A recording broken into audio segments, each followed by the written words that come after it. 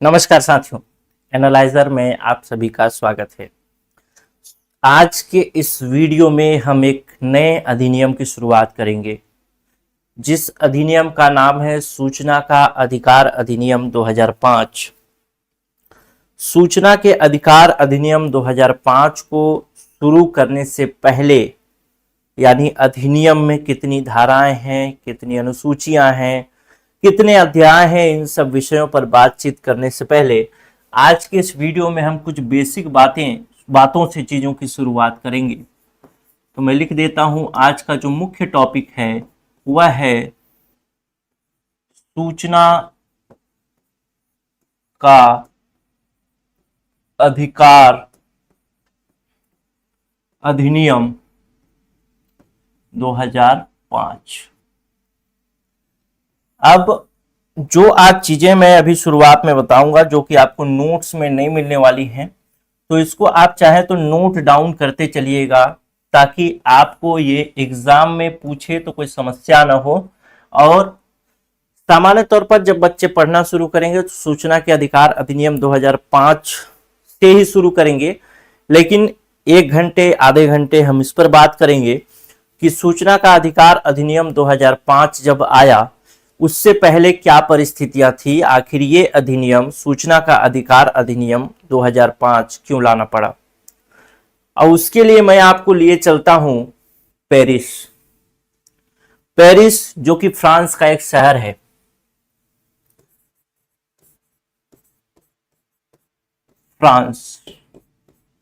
France का एक शहर पेरिस।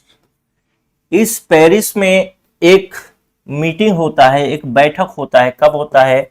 10 दिसंबर 1948 को। 10 दिसंबर 1948 को एक बैठक होता है, और इस बैठक का नाम था, इस बैठक को बुलाया गया था जिसके द्वारा, वो था संयुक्त राष्ट्र महासभा। संयुक्त राष्ट्र महासभा ने फ्रांस में पेरिस में 10 दिसंबर 1948 को एक बैठक बुलाया, और इस बैठक का जो मुख्य मुद्दा था, मेन एजेंडा था, वह था मानव अधिकार की सार्वभौम घोषणा से संबंधित। मेन टॉपिक क्या था? मेन एजेंडा क्या था? मानव अधिकार के सार्वभौम घोषणा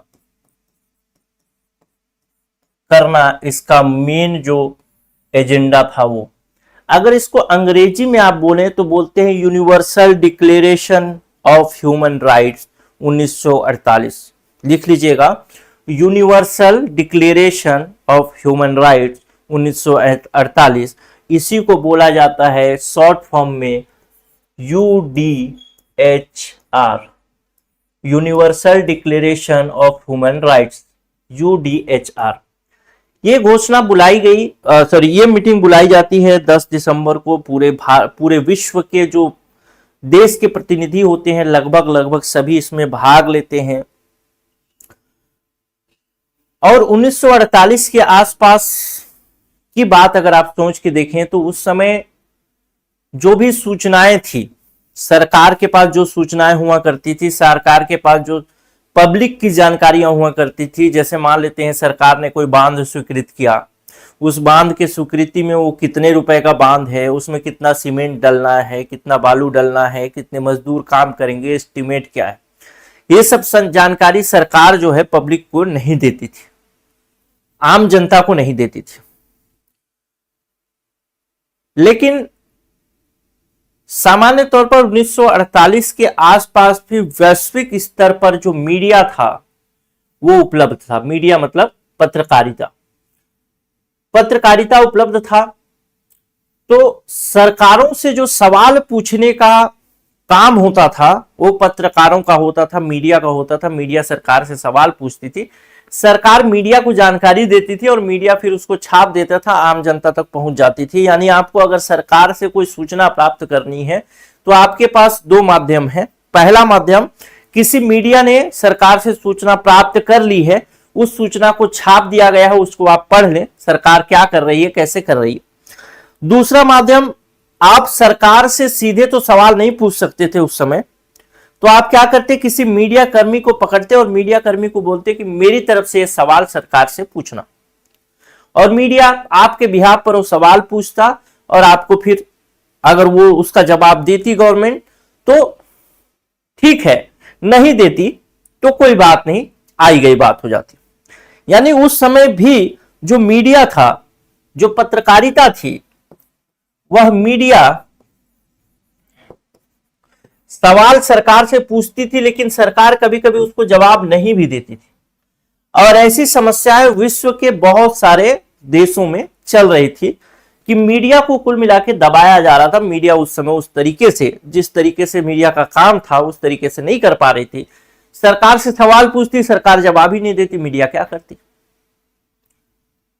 ऐसी स्थिति में एक अंतरराष्ट्रीय स्तर पर इस पर बात होना बहुत जरूरी था। और मानव अधिकारों की या फिर मानव अधिकार के सार्वभौम घोषणा के विषय में एक बात कही गई कि यह सार्वभौम घोषणा जो है, यूडीएचआर जो है, इसमें मानव के अधिकार क्या होंगे उस अधिकार की बात की गई थी कि एक मनुष्य जो किसी देश में रह रहा है, वो मानव जो किसी देश में रह रहा है, उसके कौन कौन से अधिकार हो सकते हैं। तो उसी अधिकार में से जैसे जीने का अधिकार हो सकता है, बोलने का अधिकार हो सकता है, ये सब चीजें उसमें बोली गई। और उसी में एक बात कहा गया, इसी घोषणा में, इसी मीटिंग में फ्रांस में जो हुआ कि जो मीडिया है अगर सरकार से सूचना मांगती है, जानकारी मांगती है किसी विषय में, तो सरकार को देना चाहिए या देना ही पड़ेगा। बहुत सारे राष्ट्र के लोग बैठे हुए थे, 150-160 देशों के प्रतिनिधि बैठे हुए थे। यह प्रस्ताव जब रखा गया कि मीडिया कोई सवाल अगर पूछती है सरकार से, कोई सूचना मांगती है आम जनता के लिए, तो उसे जवाब देना चाहिए। तो इस पर फिर वोटिंग हुआ। वोटिंग जब हुआ तो हमारे भारत सरकार ने भी ऐसे हाथ उठाया, जो भी प्रतिनिधि थे, कि हम इसके पक्ष में हैं कि हाँ, ऐसा बिल्कुल होना ही चाहिए। मीडिया अगर सवाल पूछती हो तो उसका जवाब देना चाहिए। यानी इस समय तक 1948 तक ऐसी कोई बात सोची नहीं जा सकी थी कि आम जनता सीधे ही सरकार से सूचना क्यों न ले ले, वैसी कोई व्यवस्था सोच ही नहीं पा रहे थे लोग। ठीक, तो इसमें जो मुख्य बात रहा वो बात रहा कि अगर सरकार से कोई सूचना चाहिए, यह बात इसमें निकल के आई कि सरकार से कोई सूचना चाहिए तो बीच में क्या होगा, मीडिया होगा। और इसी मीडिया से प्रश्न पूछेगी कौन, आम जनता। और आम जनता जो है का प्रश्न मीडिया सरकार से उठाएगी और जैसे ही उत्तर आएगा मीडिया यहां छापेगी और आम जनता को मिल जाएगा। अब यह चीज सभी देशों को मानना चाहिए, ऐसा इस मीटिंग में तय हुआ। और सरकार ने, भारत सरकार ने इस पर हस्ताक्षर भी किए कि ठीक है, ऐसा होना चाहिए। संयुक्त राष्ट्र महासभा का यह बैठक 10 दिसंबर 1948 को फ्रांस में समाप्त हो जाता है। जब ये बैठक समाप्त हो जाता है, सब अपने अपने हिसाब से चीजों को लागू करने की कोशिश करेंगे, ऐसी बात होती है इसमें। भारत सरकार भी इसे लागू करना चाहती थी, लेकिन भारत सरकार उस पर बहुत ज्यादा ध्यान नहीं दी, क्योंकि 1946 के आसपास जब भारत सरकार, 1948 के आसपास जब भारत सरकार ने इस पर मतलब अपनी सहमति दी थी, तो उस समय हमारे पास मुद्दे और भी थे। भुखमरी की समस्या थी, बेरोजगारी की समस्या थी, इंफ्रास्ट्रक्चर नहीं थे, तो सरकार ने इस पर ज्यादा फोकस नहीं किया। सरकार ने इस चीज को भुला दिया। लेकिन सुप्रीम कोर्ट बार बार इस चीज को याद दिलाती रही कि ऐसी कोई चीज है। और सुप्रीम कोर्ट की याद दिलाने के क्रम में एक सन आपको याद रखना चाहिए, 1975 का सन।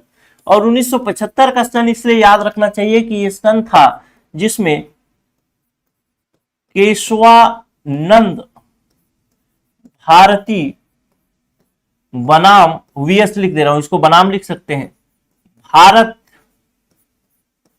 संघ यानी भारत सरकार के खिलाफ केशवानंद भारती ने एक केस किया। कहां किया? सुप्रीम कोर्ट में एक केस किया था। वैसे तो इन्होंने लोअर कोर्ट में किया था, फिर हाई कोर्ट में गया, हाई कोर्ट से सुप्रीम कोर्ट में गया। कुल मिला के 1975 का एक केस था। 1975 में ये जो है केस सुप्रीम कोर्ट में के जजमेंट में दिखता है, यानी सुप्रीम कोर्ट ने इस पर निर्णय दिया, केशवानंद भारती बनाम भारत संघ। अब ये केस क्या था? एक्चुअल में केशवानंद भारती एक जो थे वो एक साधु सन्यासी टाइप के व्यक्ति थे, साउथ के रहने वाले थे, तमिलनाडु या कर्नाटक शायद, भूल रहा हूं। सरकार जो है कुछ जमीन अधिग्रहित करना चाहती थी जो कि इनके हिस्से में आती थी, और केशवानंद भारती का कहना था कि भारतीय संविधान का अनुच्छेद 31 कहता है कि हमें जो है मौलिक अधिकार प्राप्त है, संपत्ति रखने का मौलिक अधिकार प्राप्त है, धारा 31 में, अनुच्छेद 31 में। और जब मौलिक अधिकार हमें प्राप्त है तो सरकार किसी भी विकास कार्य को करना चाहे, कुछ भी करना चाहे, हमारा संपत्ति तो हमसे नहीं छीन सकती।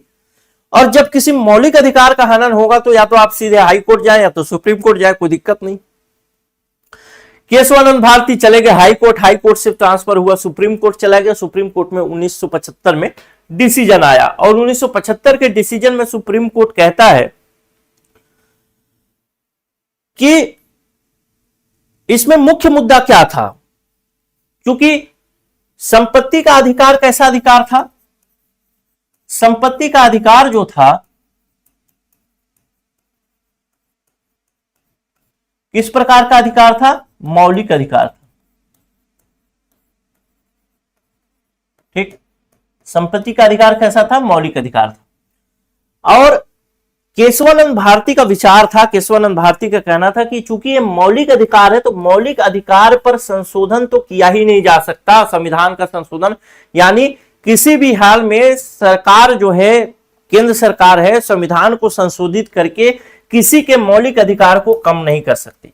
तो कुल मिला के केशवानंद भारती बनाम भारत संघ का मामला जो था, वो केशवानंद भारती बनाम भारत संघ केवल एक ही बात पर डिपेंडेंट था कि क्या भारत सरकार, भारतीय संसद मौलिक अधिकार वाले भाग को संशोधित कर सकती है या नहीं कर सकती, क्योंकि वही भारतीय संविधान कहता है कि मौलिक अधिकार वाले को कोई नहीं छीन सकता, वो भारत सरकार हो या भारतीय संसद, कोई नहीं छीन सकता।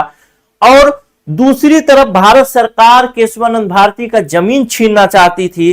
केशवानंद भारती का जमीन चूंकि संपत्ति के अंतर्गत आता था और संपत्ति का अधिकार मौलिक अधिकार के अंतर्गत आता था, इसी वजह से केशवानंद भारती पहुंच गए भाई कि चूंकि भारतीय संविधान में भी बात लिखी है कि संपत्ति का अधिकार मौलिक अधिकार है और मौलिक अधिकार में संशोधन संभव नहीं है, तो बताइए जज साहब, ये जो कर रहे हैं तो गलत ही कर रहे हैं। तो उस समय सुप्रीम कोर्ट का एक निर्णय आया और सुप्रीम कोर्ट ने कहा, इसमें एक ही बात था, दो बातों पर चीजें डिपेंड थी या दो बातों पर प्रश्न था कि क्या मौलिक अधिकार में संशोधन किया जा सकता है या नहीं किया जा सकता।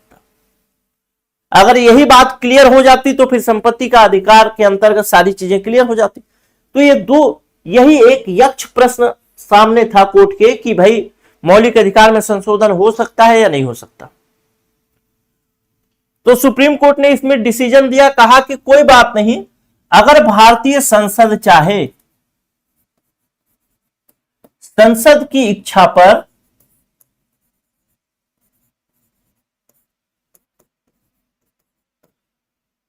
संविधान का कोई भी भाग, कोई भी बिंदु,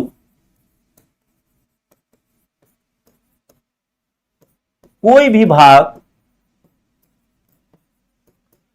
संशोधित किया जा सकता है, कोई दिक्कत नहीं है, चेंज किया जा सकता है। यानी केशवानंद भारती जो है हार गए, इतना ही बोल दिया तो वैसे ही हार गए, क्योंकि मुख्य मुद्दा तो यही था कि क्या संशोधन हो सकता है कि नहीं हो सकता। तो सुप्रीम कोर्ट ने कहा कि संसद की इच्छा अनुसार संविधान का कोई भी भाग संशोधित हो सकता है।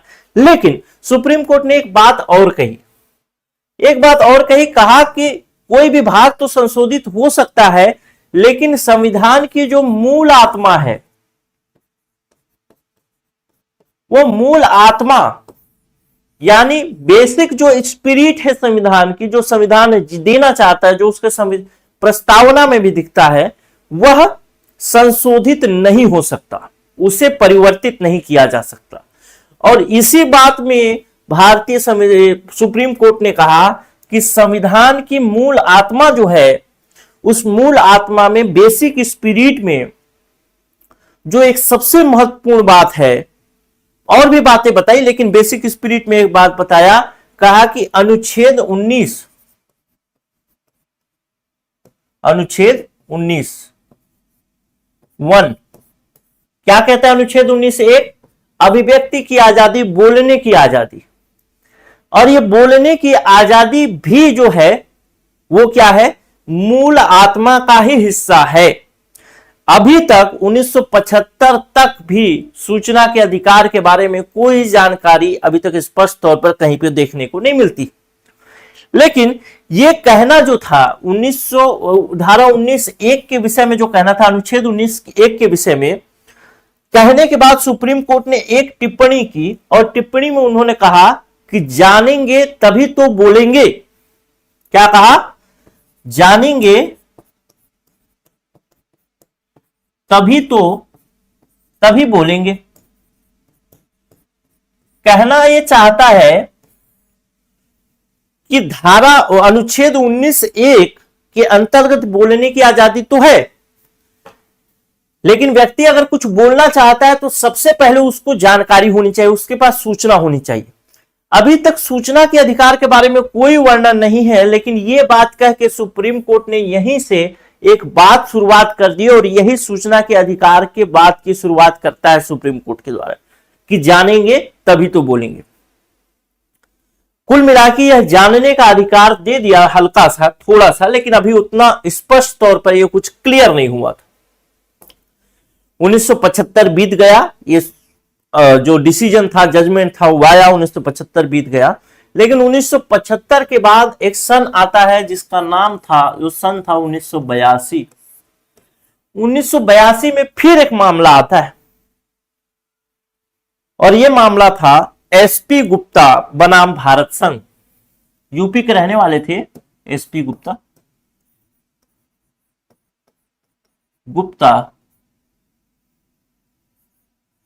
Versus Indian government. SP Gupta बनाम भारत संघ। एसपी गुप्ता बनाम भारत संघ का भी केस सुप्रीम कोर्ट में चला 1982 में, और इस केस को एक और नाम से भी जाना जाता है, वैसे आप लोग लिखना चाहें तो इसको कहते हैं जज ट्रांसफर केस।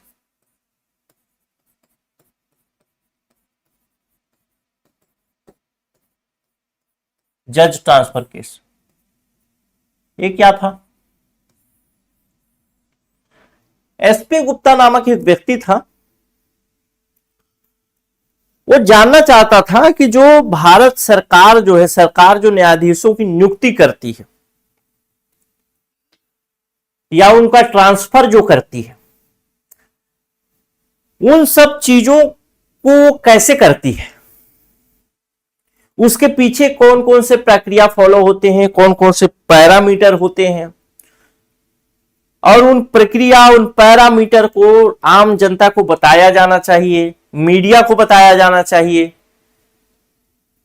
और भारत सरकार का कहना था भाई ये तो संभव नहीं, गोपनीयता का प्रश्न है, ये चीजें सीक्रेटली रखी जानी चाहिए, ये सब बताने की चीजें नहीं है।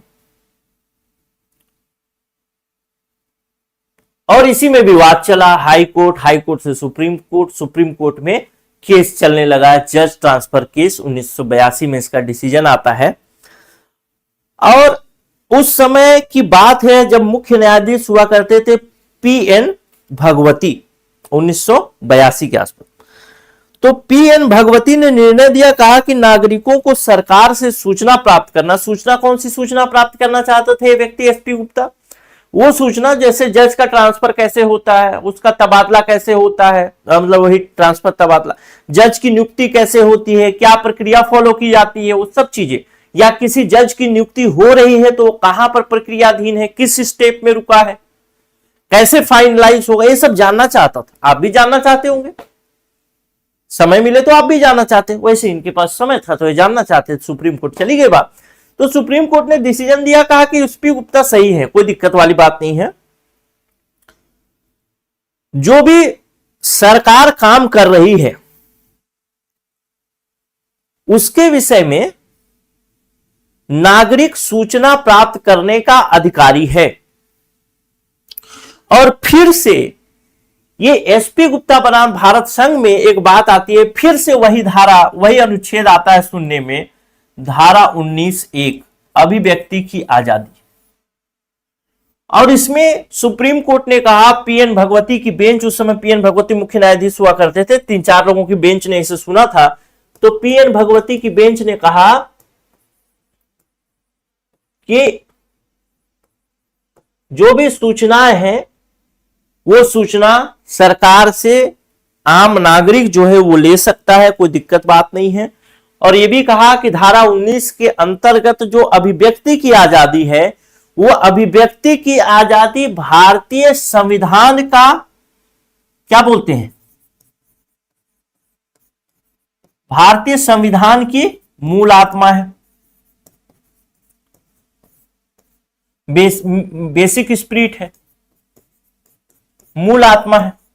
अब ये बात जैसे ही कहा कि भारतीय संविधान का मूल आत्मा है, और इसके बाद एक लाइन और जोड़ दिया, बोला कि जो भी सूचना का अधिकार है, सूचना का अधिकार है, वो अधिकार जो है इसी धारा 19 के अंतर्गत शामिल है। यानी धारा 19 जो है वो संविधान की मूल आत्मा है, उसको हटा नहीं सकते, और सूचना का अधिकार इसी धारा 19(1) के अंतर्गत शामिल है। यानी अगर टेक्निकली देखा जाए तो यहां से सूचना का अधिकार क्या हो गया, एक मौलिक अधिकार बन जाता है। यही से क्यों, क्योंकि ये मौलिक अधिकार के अंतर्गत ये भाग है, और ये इसका मूल आत्मा, इसको चेंज भी नहीं कर सकते, और इसी के अंतर्गत सूचना का अधिकार है, तो फिर मौलिक अधिकार ही तो बन गया, बन गया। क्लियर है।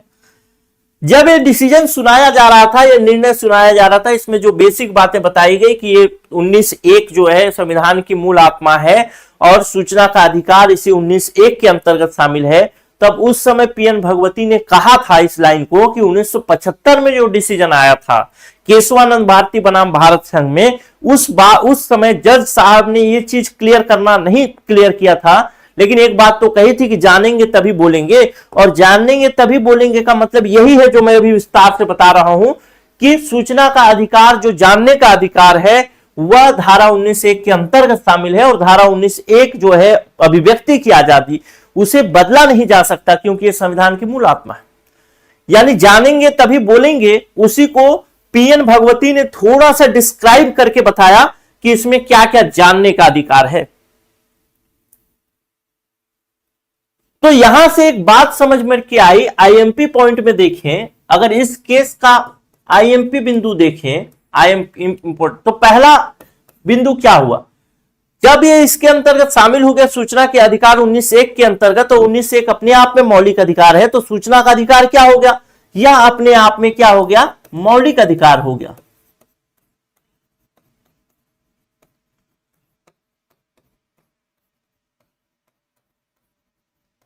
मौलिक अधिकार, फंडामेंटल राइट हो गया।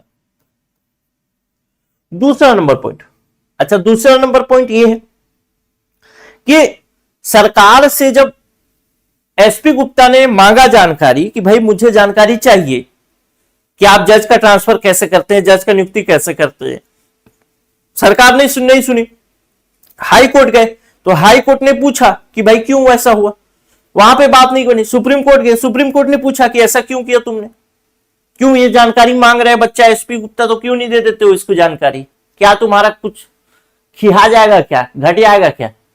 तो सरकार ने कहा भैया गोपनीयता का प्रश्न है, सीक्रेट बातें हैं, टॉप सीक्रेट है, नहीं बताएंगे, चाहे कहीं जाओ चाहे पटना बिहार कहीं जाओ, नहीं बताएंगे। तो सुप्रीम कोर्ट ने डांटा भारत सरकार को, बोला कि जो गोपनीयता सीक्रेट जो खेल रहे हो ना, इसके बारे में तुम्हें एक बात बता देता हूं कि सार्वजनिक हित में पारदर्शिता पहले है और गोपनीयता बाद में है, और सूचना का अधिकार जो है सार्वजनिक हित का मामला है। तो ये जो तुम खेल रहे हो गोपनीयता, ये नहीं चलेगा। सार्वजनिक हित में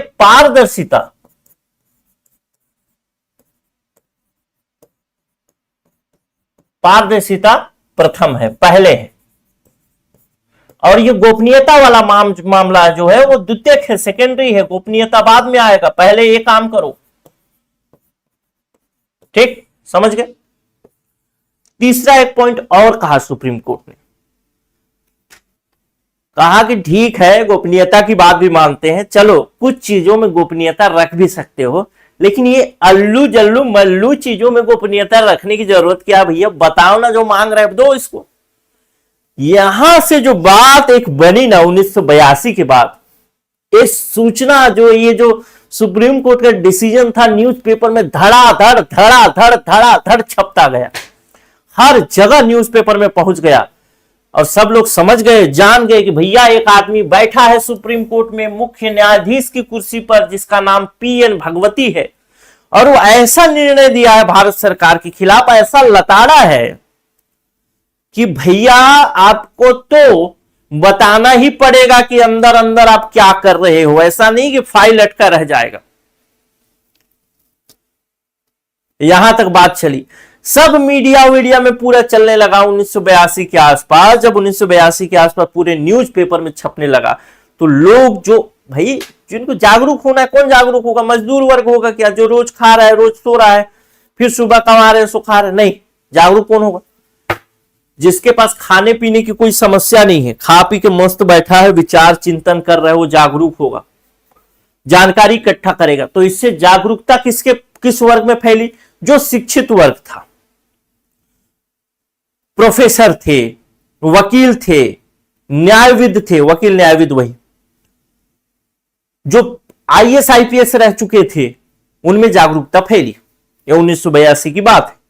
लोग जानने लगे कि भैया ऐसी भी कोई चीज है कि हम सरकार से सूचना मांग सकते हैं, लेकिन इसके विषय में सुप्रीम कोर्ट ने डिसीजन दिया, तो सुप्रीम कोर्ट ने भाई एसपी गुप्ता के विषय में डिसीजन दिया, बहुत बड़ा तामझाम नहीं किया कि सरकार को इसके लिए नियम बनाना चाहिए, अधिनियम बनाना चाहिए, जो भी सूचना मांगे उसके लिए एक प्रॉपर तरीका होना चाहिए, सब कुछ बात नहीं बताया, बस इतने ही बात बताया। लेकिन लोगों के मन में एक आत्मविश्वास तो आ ही गया कि भाई हम अगर सरकार से मांगेंगे तो देंगे, सूचना दी जाएगी, और नहीं देगी तो हम लोग सुप्रीम कोर्ट तक जाएंगे, वहां पीएन भगवती नामक जज बैठा हुआ है, उसी से बात करेंगे कि भैया तुम एसपी गुप्ता वाले केस में डिसीजन दे चुके हो, तो हमको भी एक डिसीजन दे दो ताकि हमारी सूचना मिल जाए। इतना तामझाम करना पड़ेगा लेकिन सूचना के लिए, तो एक अच्छा तरीका ढूंढने की जरूरत थी कि क्या अच्छा तरीका हो सकता है। अभी ध्यान रखिएगा, हम लोग 1982 में पहुंचे हैं, अब मैं पहुंचता हूं 1990 में, और 1990 का समय जो था ना, एक महत्वपूर्ण समय था।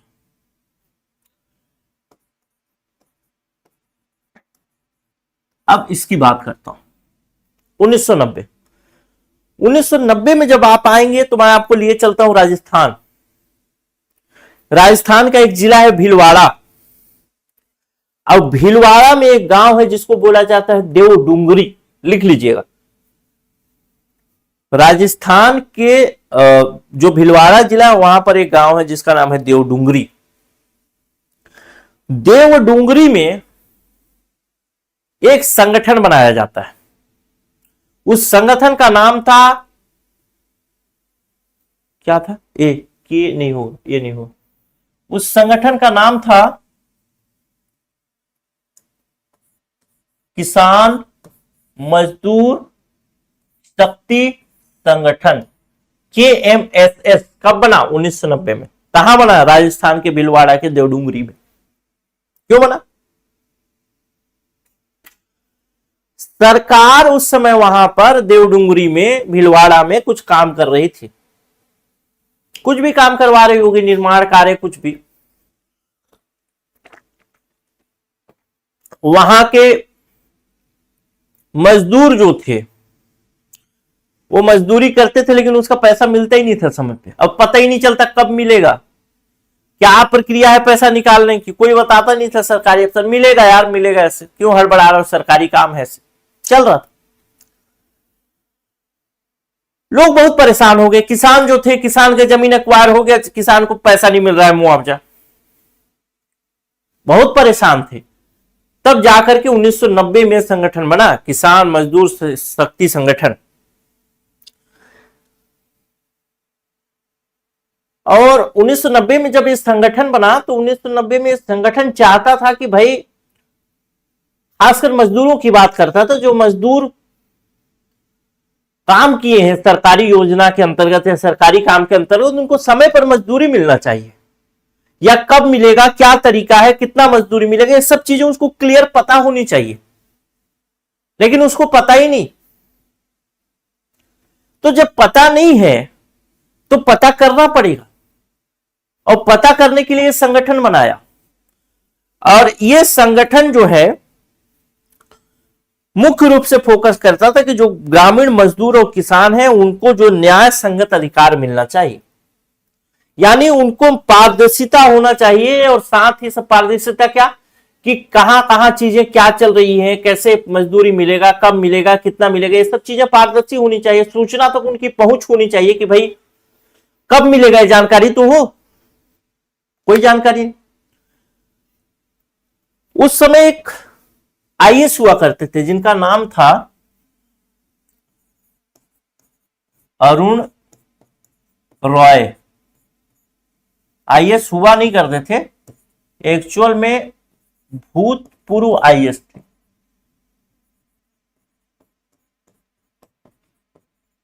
भूतपूर्व आईएएस थे। और एक दो नाम और थे, जिसमें निखिल डे है, शंकर सिंह है, ऐसे नाम लिख देता हूं, पूछ सकता है। निखिल डे, शंकर सिंह, कभी कभी इसको शेखर सिंह भी पढ़ता है, शेखर सिंह भी बोलते हैं, ठीक, शेखर है, शंकर का दूसरा नाम शेखर भी था, ठीक। तो इन लोगों ने मिल करके, और वहां के लोग जो थे, किसान थे, जो मजदूर थे, उन्होंने मिल करके एक संगठन बना दिया। और इस संगठन क्या मांग करने लगा कि हमारा पैसा हमारा हिसाब, ऐसा एक उन्होंने नारा दिया और कहा कि हमारा जो मजदूरी है, हमारा जो पैसा है, वो हमको समय पर मिलना चाहिए, कब मिलेगा ये पारदर्शिता होनी चाहिए, कौन देगा इसकी जवाबदेही होनी चाहिए। इस सब डिमांड को लेकर के वो किससे मांग करने लगे, राजस्थान की गवर्नमेंट से मांग करने लगे, राजस्थान सरकार से मांग करने लगे। कुल मिला के इनको सूचना चाहिए था कि आखिर वो पैसा कहां अटका है, कैसे मिलेगा, कब मिलेगा, ये जानकारी हमें मिले। यह आंदोलन काफी सक्रिय था और बहुत ज्यादा काम किया इसने। इतना ज्यादा इस आंदोलन का माहौल बना किसान मजदूर शक्ति संगठन का, कि राजस्थान सरकार जो है वो घुटना टेक देती है और कहती है जो इनको सूचना चाहिए था वो सूचना ये दे देती है। और बाद में 1997 में राजस्थान सरकार जो है एक कानून भी लेकर के आती है, जो कि था यही सूचना का अधिकार अधिनियम। राजस्थान गवर्नमेंट का था ये, यानी राजस्थान के अंदर आपको सूचना प्राप्त करना है तो इस सूचना का अधिकार अधिनियम का प्रयोग किया जा सकता था। लेकिन ये 1997 की बात है, याद रखिएगा, 1990, ये बहुत बात की बात है। उस समय तो तत्काल प्रभाव से सूचना दे दी गई थी, बस जो भी उनको सूचना चाहिए था इस संगठन के सदस्यों को, वो सूचना दे दी गई। 1990 में बात आई गई, हो गई, काम खत्म हो गया। लेकिन याद रखिएगा आंदोलन अभी भी चल ही रहा था, और इनका नारा क्या था, हमारा पैसा हमारा हिसाब। आंदोलन अभी भी चल ही रहा था, ये था सन 1990। फिर धीरे धीरे समय बीतता है, आंदोलन की सफलता देखने को मिलती है। इधर भी देखें, एसपी गुप्ता वाला भी सफल हो गया, ठीक है। इसके बाद किसान मजदूर शक्ति संगठन भी सफल हो जाता है। फिर धीरे धीरे बढ़कर के आ जाता है 1996।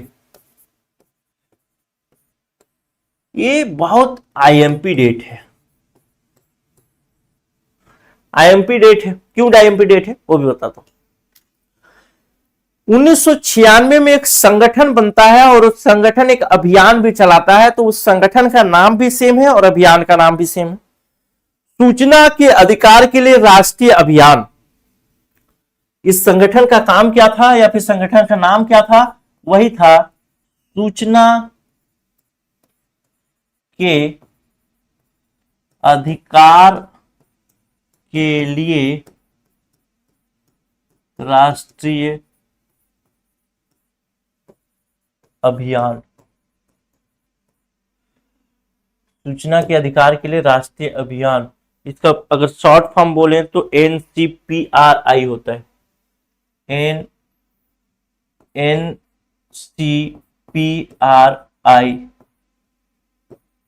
इसका मतलब है national campaign for people right to information, ऐसा national campaign for national campaign of people for right to information, NCP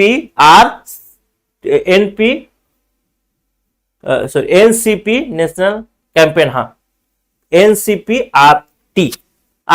NCPRI, ठीक। ये एक संगठन बनता है 1996 में, यह संगठन बनता है नई दिल्ली में। अब सबको आपको ध्यान रखिएगा कि 1996 में यह संगठन बनाना, यह बहुत इंपॉर्टेंट संगठन था। ये आखिरी में जाके कुछ ऐसा काम करती है ना कि इस संगठन को भूल पाना बहुत मुश्किल है। और इसी संगठन ने धीरे धीरे भारत को एक नया मुख्यमंत्री का चेहरा दिया। इसी संगठन से वो मुख्यमंत्री निकल करके आते हैं, इसीलिए संगठन काफी महत्वपूर्ण। 1996 में, 1990 में वो सफलता मिल चुकी थी, किसान मजदूर शक्ति संगठन को सफलता मिल चुकी थी, और एसपी गुप्ता को सफलता मिल चुकी थी सुप्रीम कोर्ट से, पीएन भगवती ने दिया था निर्णय। 1996 तक, यानी 90 से लेकर 96 तक आंदोलन चल ही रहा था, छिटपुट आंदोलन। और ऐसा नहीं था जो राजस्थान बता रहा हूं, तमिलनाडु में कहीं ऐसे ही आंदोलन चल रहा है, वहीं गोवा में चल रहा है, राजस्थान में चल रहा है, मध्य प्रदेश में चल रहा है, ऐसे कई जगहों पर, दिल्ली में चल रहा है, हर जगह पर ऐसे आंदोलन चल रहे थे, कोई दिक्कत वाली बात नहीं थी। ऐसे आंदोलन हर जगह पर चल रहे थे, लेकिन जो मुख्य था कहानी में वो मैंने बताया।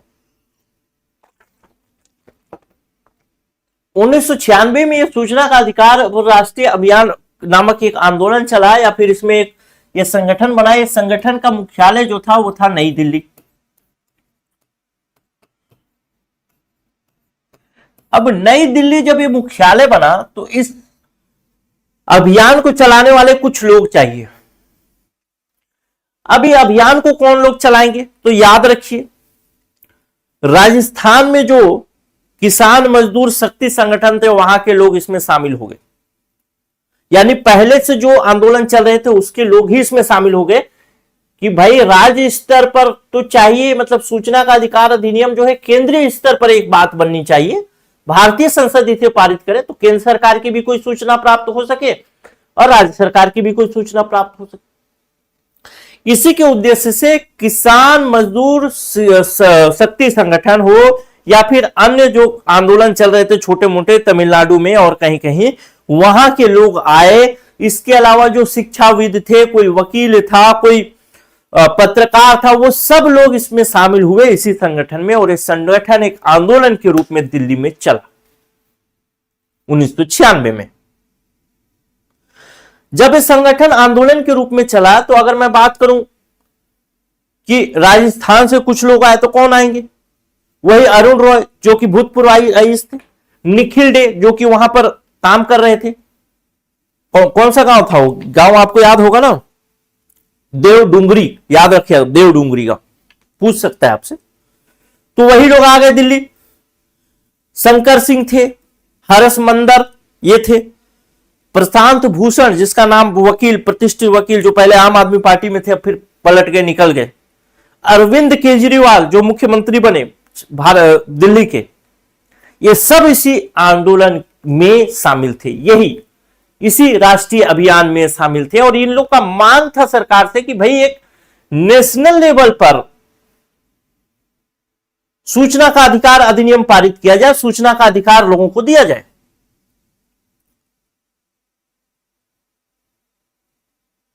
अच्छा, इन लोगों ने एक और काम किया, जो काम भारत सामान्य तौर पर किसका है, सरकार का काम है। अगर कोई अधिनियम पारित करना है तो सरकार पहले क्या करती है, उसका ड्राफ्ट बनाती है। ड्राफ्ट बना करके उसको क्या बनाती है, बिल के रूप में बनाती है। बिल मतलब विधेयक के रूप में, ड्राफ्ट मतलब मसौदा, ठीक।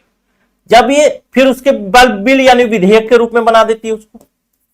विधेयक में जो बातें लिखी होनी चाहिए, ड्राफ्ट मतलब एक क्या बोले आउटलाइन खुद से दिमाग में कि ऐसा ऐसा हो सकता है, ऐसा पॉइंट वाइज आप लिखते हैं ना, नोट्स बना लेते हैं कि भाई ये चीजें होनी चाहिए, पार्टी करना है, घर में शादी है तो ज्वेलरी लेना है, ये लेना है, तो एक ड्राफ्टिंग हो जाती है छोटी छोटी चीजें ताकि कुछ चीजें भूले मत। फिर उसके बाद बिल, उसके बाद बनता है क्या, एक्ट। एक्ट को कहते हैं विधेयक। विधेयक होने का मतलब यह है कि राष्ट्रपति की मंजूरी मिल गई है, अब ये राज्य में देश में लागू हो सकता है। तो ये जो संगठन था, ये संगठन कहता है भारत सरकार से कि जो भी करना है जल्दी करिए, जो भी करना है जल्दी करिए, हमारे पास समय नहीं है, सुबह पनवेल निकलना है,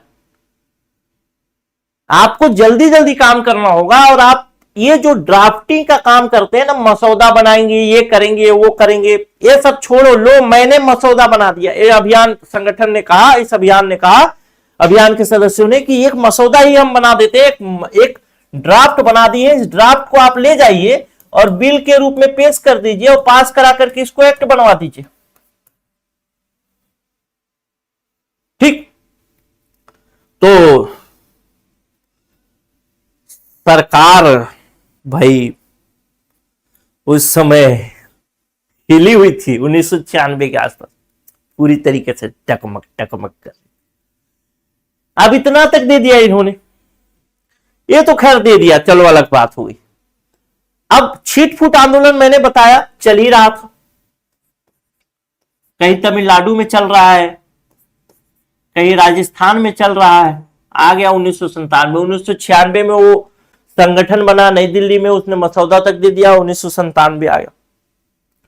1997 में जगह जगह पर कई आंदोलन हुए राज्यवाद, जैसे तमिलनाडु में हुआ, गोवा में हुआ, कर्नाटक में हुआ, राजस्थान में हुआ, ऐसे होता रहा।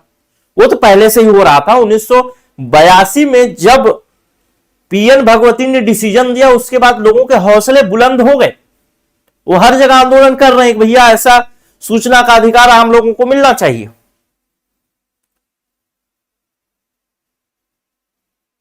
तो वो आंदोलन चल ही रहे थे 1982 से।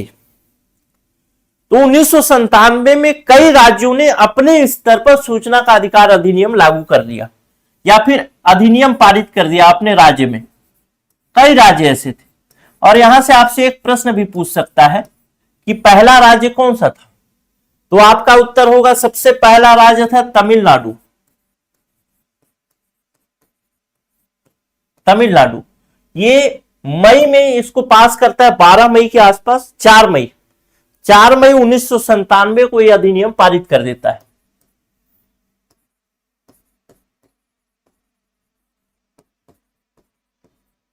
उसी तरीके से दूसरा राज्य आपसे अगर पूछे तो कहेंगे कि आप गोवा दूसरा राज्य था, जो कि 31 जुलाई 1997 को ऐसा अधिनियम पारित कर देता है। ऐसे जब जब जब जैसे 2005 में हमने देखा, हम देखेंगे कि 2005 में आरटीआई आता है, राइट टू इंफॉर्मेशन आता है। 2005 में भारत सरकार इसे पारित करती है। उस भारत सरकार के पारित करने से पहले लगभग 9 राज्य, जिसमें तमिलनाडु, गोवा, कर्नाटक, राजस्थान, दिल्ली, महाराष्ट्र, मध्य प्रदेश, असम, जम्मू कश्मीर थे। इन लोगों ने अपने अपने गांव, अपने अपने राज्य में इस प्रकार का अधिनियम बना दिया लोगों के दबाव में आके। कौन कौन से राज्य थे आपसे ये भी पूछा जा सकता है। पहले तो ये पूछेगा पहला दूसरा राज्य कौन सा था, और एक पूछेगा अंतिम राज्य कौन सा था। तो अंतिम राज्य था जम्मू कश्मीर, जिसने इस अधिनियम के आने से पहले अपने यहां अधिनियम ले आया था। यह अधिनियम आया मतलब ये नेशनल लेवल पे था, भारतीय संसद ने इसे पारित किया आरटीआई 2005 को। ये अपने राज्य के स्तर पर ले आए थे, ये था 2004 में। इसके बाद तो फिर भारत सरकार ने ही पारित कर दिया। तो इसके बीच में तमिलनाडु से लेकर जम्मू कश्मीर के बीच में कौन कौन से राज्य थे, उनका क्रम क्या था वो भी याद रख लीजिए, लिख लीजिए। तमिलनाडु था, गोवा दूसरा था, फिर कर्नाटक ने पास किया, फिर राजस्थान ने, फिर दिल्ली ने, फिर महाराष्ट्र ने, फिर मध्य प्रदेश, असम, फिर आखिरी जम्मू कश्मीर ने 2004 में पास कर दिया। अब इतनी चीजें तो चल ही रही थी, पास होता जा रहा था, होता जा रहा था, होता जा रहा था। लेकिन नेशनल लेवल पे भी कुछ चीजें चल रही थी, राष्ट्रीय सॉरी अंतरराष्ट्रीय स्तर पर, इंटरनेशनल लेवल पे भी कुछ चीजें चल रही थी। वो क्या चल रहा था? तो स्वीडन को देखेंगे कि वो तो 1776 17 बोल रहा हूं, 1776 में ही ऐसा आरटीआई जैसा एक कानून ले आया था। 1776, सोचिए स्वीडन लोकतंत्र के मामले में हमसे कितना आगे होगा। 1776 में ले आया था इस प्रकार का आरटीआई जैसा कानून। स्वीडन को देखें, स्वीडन ही जो था 1776 नहीं 1766 में, 76 नहीं सॉरी 1766, 10 साल और पहले। फिनलैंड को देखें तो 1951 में ले आया था। यूएसए को देखें तो 1986 में ले आया। उसी प्रकार से यूके 2002 में ले आया था। तो इस प्रकार से अगर देखेंगे तो भारत लाता है आरटीआई कानून जो है 2005 में। भारत कब लाता है? 2005 में। इससे पहले अगर देखूं सबसे पहला कौन लाया तो कहेंगे स्वीडन लाया। कब लाया? 1766 में। स्वीडन पहला नंबर था, भारत 9वें नंबर पर था। यानी स्वीडन और भारत से पहले बहुत सारे देश, जो 8 देश है वो कानून ले आए थे। जो हमसे कमजोर देश थे वो भी लाने लगे थे। तो ऐसी स्थिति में भारत के ऊपर एक अंतरराष्ट्रीय दबाव भी तो था कि भारत की पहचान कैसे हो अंतरराष्ट्रीय स्तर पर। अंतरराष्ट्रीय स्तर पर जाए और कोई ऐसे बोल दे प्रधान, तुम्हारे यहां तो आरटीआई का कानून भी नहीं है, हमारे यहां तो है, ऐसे बोल दे, तो भी एक दबाव था, इंटरनेशनल दबाव। तो आरटीआई कानून लाना ही लाना था। ठीक है, तो 1996 तक हम बातें पहुंच चुके हैं, सॉरी 1997 में, जहां हम लोग देख रहे हैं कि लगभग 9 राज्य ऐसे हैं जो कानून बनने से पहले ही कानून बना चुके हैं। भारत सरकार के अधिनियम लागू करने से पहले ही अधिनियम लागू कर चुके हैं राज्य के स्तर पर। और अगर मैं देखूं अंतरराष्ट्रीय स्तर पर स्वीडन सबसे पहला था और भारत 9वें नंबर पर था। यानी इससे पहले 8 जो देश थे वो इसको लागू कर चुके थे।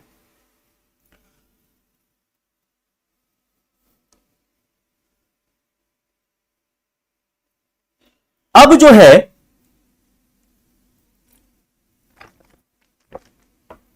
1996 को याद करिए। 1996 में वो छोकरे, कौन छोकरे? अरविंद केजरीवाल वगैरह जब ये आंदोलन कर रहे थे, प्रशांत भूषण या फिर जो अरुणा रॉय जो भी थे, जो आंदोलन कर रहे थे कि भाई ऐसा होना चाहिए, ऐसा होना चाहिए, इन्होंने कहा कि हम एक मसौदा ही बना के दे देते हैं। वो मसौदा बना के दे दिया, ले रख जा, अधिनियम पास करा दे। ठीक, और ये मसौदा बना के दे चुके थे, लेकिन सरकार को ये बड़ा ठीक नहीं लगा। ऐसे ही दबाव बनता रहा। अब दबाव 1996 में देखो कि राज्यवार वो कर रहे हैं, क्या बोलते हैं, राज्यवार जो है अधिनियम लागू हो जा रहा है, हर राज्य अपने राज्य के लिए लागू कर दे रहा है। उधर विदेश में हो रहा है, 9-8 राज्य कर चुके हैं, 8 देश कर चुके हैं। भारत के ऊपर कितना दबाव होगा? और आंदोलन अलग चल रहा है, तो 3-3, 4-4 तरफ से दबाव, ठीक है, घेर चुके हैं पूरा। तो भारत सरकार भी चाहे कि भैया हम भी करते हैं। तो आया 2002, और 2002 में भारत सरकार ने एक विधेयक लाया। विधेयक मतलब बिल। जब कोई विधेयक, कोई बिल आता है, अगर कोई बिल भारत सर कोई पेश हो रहा है संसद में, कोई भी बिल पेश हो रहा है संसद में, तो जब तक वो संसद में पेश नहीं होता, सांसदों को भी पता नहीं होता उस बिल में क्या लिखा है।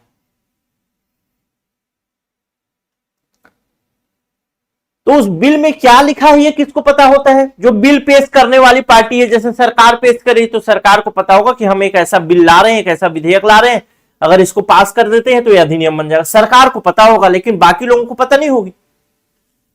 जब बाकी लोगों को पता नहीं होगा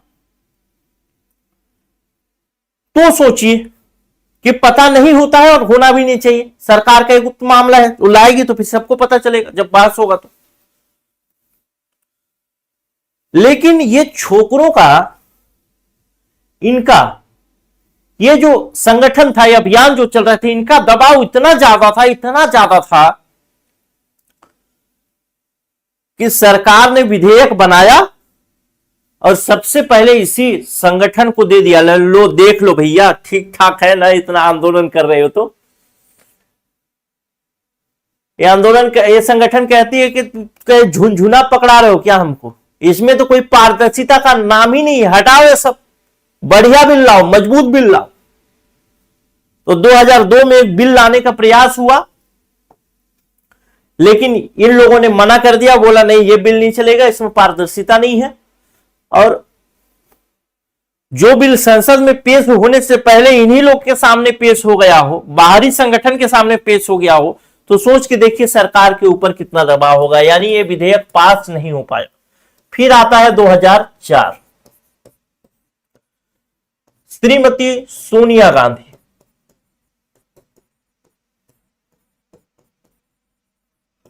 श्रीमती सोनिया गांधी के नेतृत्व में एक बनता है राष्ट्रीय सलाहकारी संगठन, राष्ट्रीय सलाहकार परिषद, NAC।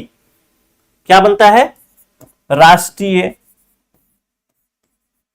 सलाहकार परिषद, इसको बोलते हैं अंग्रेजी में NAC। ठीक, इंदिरा गांधी सोनिया गांधी के नेतृत्व में बनाया जाता है राष्ट्रीय सलाहकार परिषद। ये राष्ट्रीय सलाहकार परिषद जो है फिर से एक नया बिल, RTI का एक मजबूत बिल बनाती है, मजबूत विधेयक बनाती है, ड्राफ्ट करती है विधेयक के रूप में, और फिर 2005 में इसको पेश किया जाता है संसद में, 2005 में। और 2005 की अगर बात करें तो वो समय था मेरे ख्याल से 15 जून, जब ये दोनों सदनों से पास होता है, और 12 अक्टूबर को ये, 15 जून और 12 अक्टूबर, 15 जून को दोनों सदनों से पास होता है, और 12 अक्टूबर को क्या हो जाता है, देश में लागू हो जाता है। क्लियर है? तो इस तरीके से RTI के बनने की कहानी थी। इस कहानी में बहुत सारे फैक्ट छुपे हुए हैं, जिस फैक्ट को आपको जरूर लिख करके रखना चाहिए। अगर आपने नहीं लिखा होगा तो इस वीडियो को दोबारा देखिएगा, और मैंने जो बातें बोली हैं उन बात में अगर कोई तथ्य आपको नजर आ रहा होगा, जैसे कुछ चीजें मैं नहीं लिखा हूंगा, जैसे अगर मैं बात करूं इसका, तो इसमें कहां पर ये था, भीलवाड़ा, कौन सा गांव था, ये सब चीजें मैंने नहीं लिखी, तो वो सब चीजें आप लिख लीजिएगा। सदस्यों के नाम मैंने बताया वो लिख लीजिएगा। कौन कौन से राज्य पहले लागू कर चुके थे 2005 से पहले, वो लिख लीजिएगा।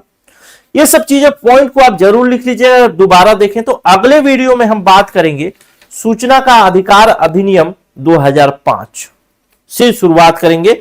इसमें टोटल हमको जो अध्याय पढ़ने हैं 5 अध्याय हैं, और 6 अध्याय हैं, और 2 अनुसूचियां पढ़नी है, 31 धाराएं टोटल हैं, उसको हमको पढ़ेंगे। हम बात करेंगे नेक्स्ट वीडियो में। इस वीडियो में हम यहीं तक, इसके पृष्ठभूमि को अच्छी तरीके से समझ गए तो अब चीजें आपको समझ में आएगी। और ये सारे नाम जो हैं, KMSS हैं, या फिर SP गुप्ता बनाम भारत संघ है, या फिर केशवानंद भारती मामला है, ये सब नाम, या फिर लागू करने वाला सबसे पहला देश जो था स्वीडन, दूसरा देश कौन सा था, तीसरा देश कौन सा था, ये सारे नाम आपसे पूछे जा सकते हैं प्रश्न के रूप में। इसीलिए आप इसको जरूर ध्यान रखिएगा, फालतू की चीज नहीं है, सब कहानी बनाया हूं, इसलिए बताया हूं क्योंकि ये काम आ सकता है। नमस्कार, जय हिंद।